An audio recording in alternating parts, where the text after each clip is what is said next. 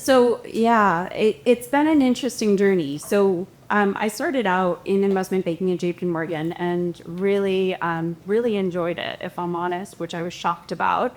But then turned around and said, I want to make a pivot and moved into the marketing space and have always traditionally been in the B2B marketing space. I spent the majority of my career at Citibank. And my joke actually at lunch when we were chatting is, my mom thought I think she thinks I work in a branch. She's like, so she'll come back from Steve and be out there giving away umbrellas. Do you have one? And I'm like, and of course there's a way to get one. So then I'm like feeding into the narrative that I work in a branch, like machine. But my joke was I work on the B2B side of the house, which is the unsexy side, but the side that makes the money. And I've always stayed very integrated with the business. And I've been in banking my entire career, and one of the big changes at Visa and is that we are focused and we pivoted to more of a B2B and a commercial approach. And it's been brought up recently in Investor Day and a lot of the earnings. And when they came to come and recruit me in, I said, well, why? Because it's just traditionally been a very consumer-led, brand-led type of marketing organization. And why I came over is because of that change. And that was what excited me. In my last two roles as well, it was really about change management and coming in and saying, okay, are we right-sized globally? How are we approaching the market on the B2B side? And really managing that change. I don't know how I fell into like the change and transformation person, but it seems like I am from a marketing standpoint.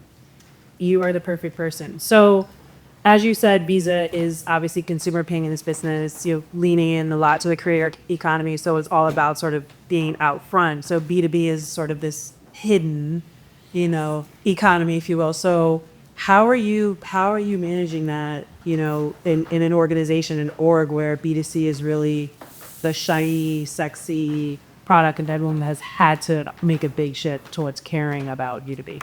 I think following the money and the investment dollars back to the unsexy piece of where the money's need or where they're putting their big bets and the big budget dollars, and really getting underneath that opportunity. So one of the things we talked about in our investor day that we had was the addressable market is about 145 billion on the B2B flows. And so once we break that down, there's about 60 that we think we can go after easily. And that's broken up really cross-border and then just larger B2B flows, pretty much split, about 30-30. And then breaking that down into what are the appropriate approaches from a marketing perspective.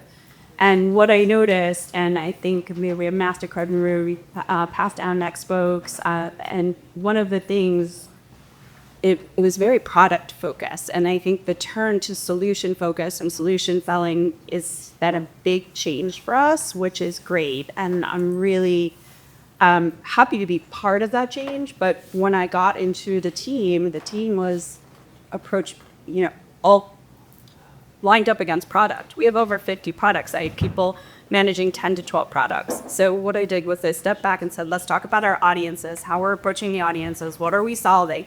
And it feels very 101, but for a company that's always looked at things by product and focusing on where they're getting their money first, what the future is, and how people, we just spent a lot of time on how people want to be spoken to. What are you solving for me? Get underneath it.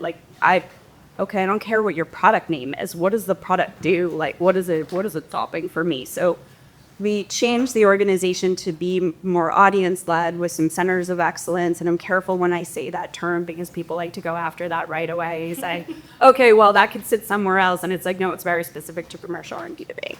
Yeah, so it's really wrong with the organization, lining the organization up to the future versus traditionally how it's then organized, which comes with its own set of issues. Yeah. And just to take a step back, could you talk just about who your customers are? Yeah, it's very sexy. But everyone from financial institutions to fintechs to their customers being the large corporates, middle market, small businesses, and governments. Okay, so let's talk about the internal work of managing through change. So you're doing it at Visa, but you've done it previously at HSBC. Yeah. Could you talk about what developing sort of a framework around B2B looks like in measurement? Oh, and well, I think there's two things. One is the change piece. At HSBC, I looked after marketing for the US for HSBC when you divested the consumer business.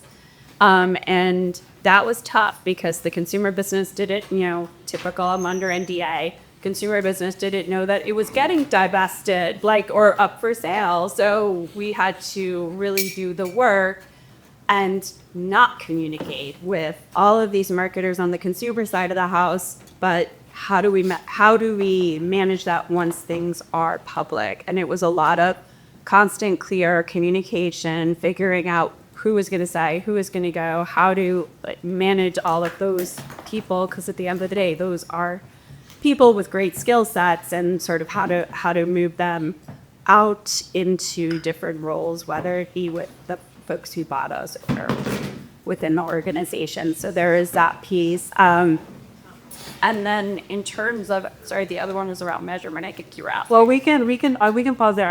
I think in terms of the structure, who are you embedded with? The business. Yeah. I mean, I think from a B2B standpoint, this is part of the only reason I took the role at Visa and I took the role at HSBC was mainly because it was my business partner. And it's probably not the right thing to say in a room of CMOs, but it's always the business partner that drives my decision, and how invested they are in marketing content, when they can also say, I don't know how to do this, and I'm going to really coach all the people who do. And I think the lunch conversation about bringing in CMOs and making sure that you give the CMO the space they need to do their job versus trying to overmanage. We were joking, we're like, well, nobody's bringing in and saying, well, I'm going to try to micromanage you.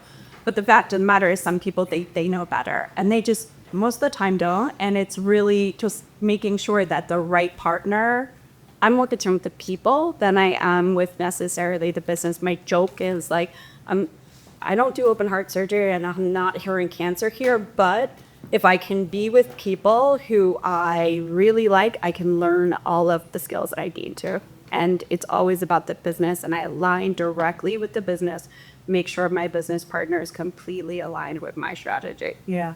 And what are some of the mindset shifts that you had to sort of implement in the organization to get buy-in? B2B can be an enabler of growth. I think a lot of times they looked at the marketing function as a support, and it's we're not a support, we're a lever, and we're an enabler of the business. And we're a seat at the table always. If I don't, I'm not taking that job. Yeah. Okay, so let's talk about measurement now. Yeah. Everybody in this room is going to go over to me being I can help your bias. So I welcome the hell back for those. Visa is not as old as time, but certainly their legacy. Yeah, all right. Well, that was good, right? There's certainly some legacy, probably mindsets or things that you sort of just have to work through.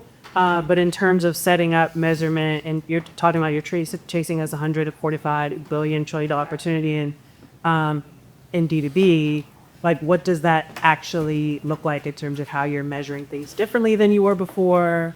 Yeah. So we're in a safe space. So I'm just going to be really honest with everyone. When I was at HSBC, I felt like I had the weight of pressure. I had full buy-in from the business. I had the full buy-in from the CEO in North America. He decided everything from each piece of the marketing initiatives, what we were going to attribute, what the different attributions are to events, to content, all the different things we were doing to talk to our audiences.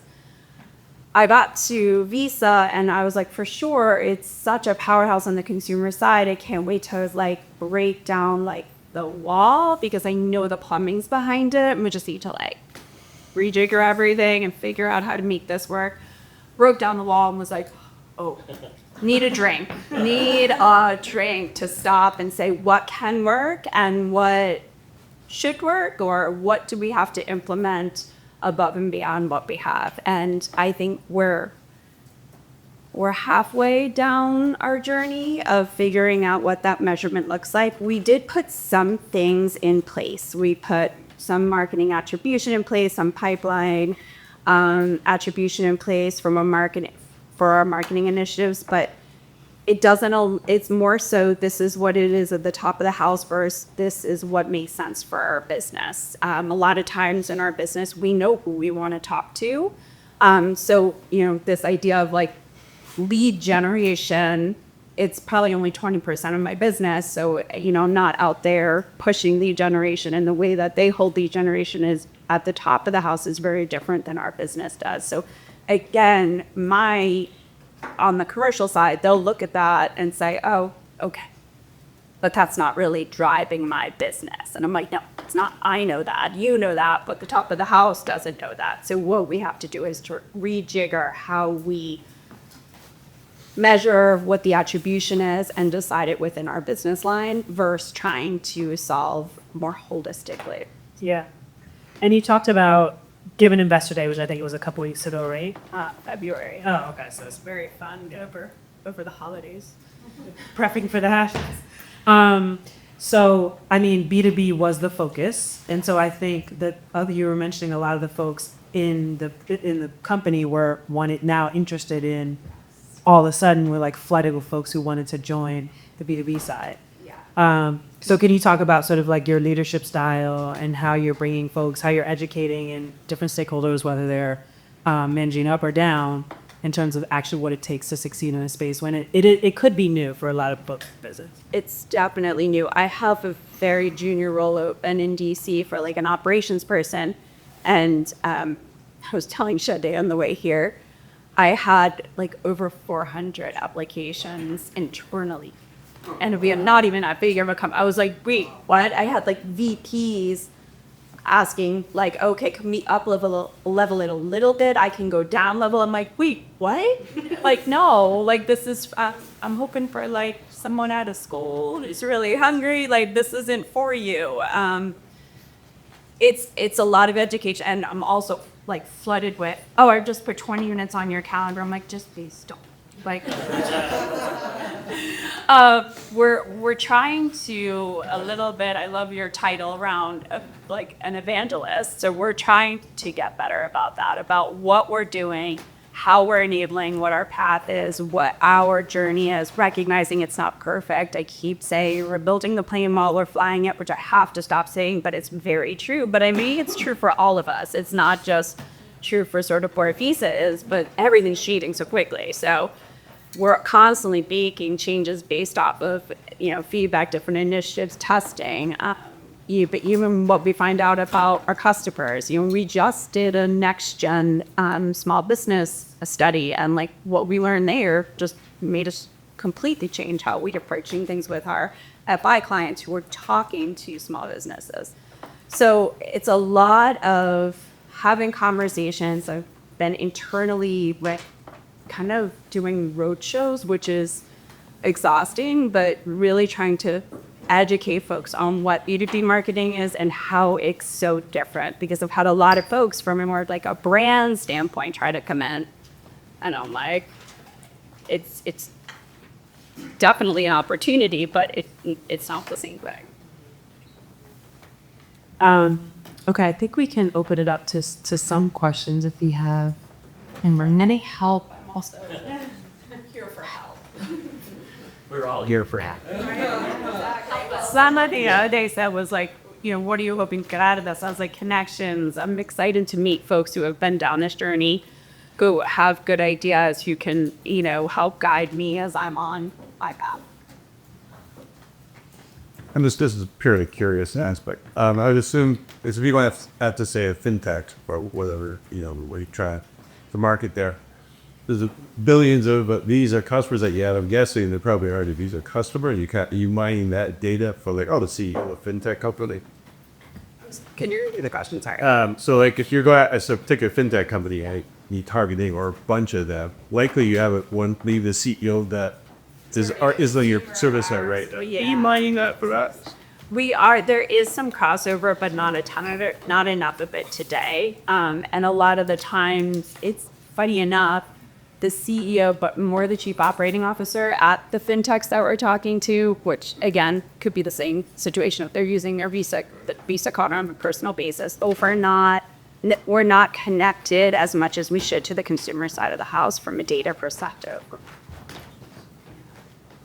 And just another thing that Irina mentioned that we are getting and we're noticing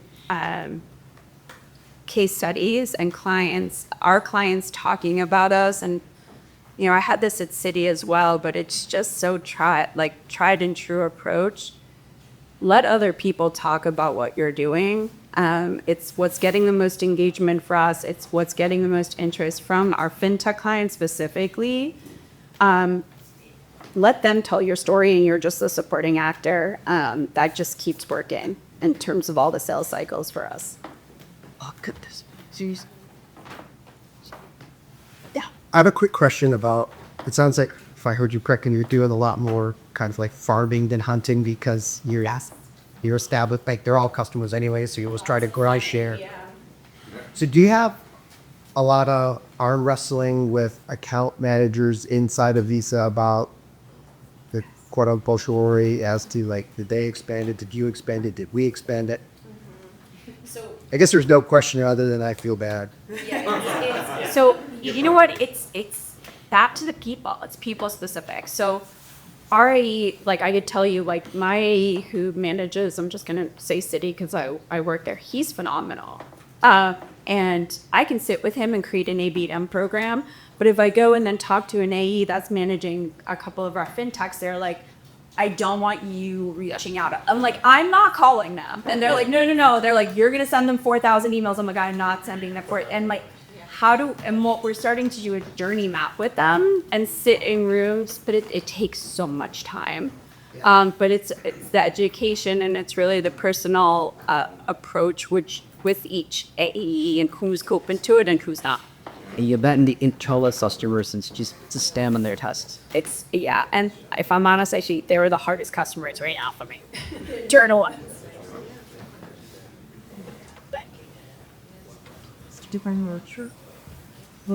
Thank you so much, Carrie. Thanks for having you guys. And